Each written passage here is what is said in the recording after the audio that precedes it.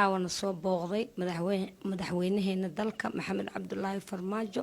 isagoo noo soo tacsiyeeyay geeridii ku timid wiilkayga Cabdinaasir Cabdulla Gacal isagoo wax naga weydiiyay caruurta dhalashadooda caafimaadkooda wax naga weydiiyay aad iyo aad ayuu u mahadsan yahay booqashadiina soo booqday madaxweynaheena wiilkayga Cabdinaasir Cabdulla Gacal wuxuu ahaa nin wadankiisa jecel nin voluntary ku shaqeeyo oo waxaan ku leeyahay oo wadankiisa u dhintay alxamdulillaah rabbil caalamiin madaxweynaheena si wanaagsan ayuu noola hadlay si wanaagsan ayuu u kafaalo qaaday caruurta damaanadooda intii ay jiraan oo asagana uu jiro hadii Ilaahay raali ka noqdo marka waxaan leeyahay madaxweyne aad iyo aad ayaa u mahadsan tahay boqolkiiba boqol booqashadii aana soo booqatay waa ku mahadsan tahay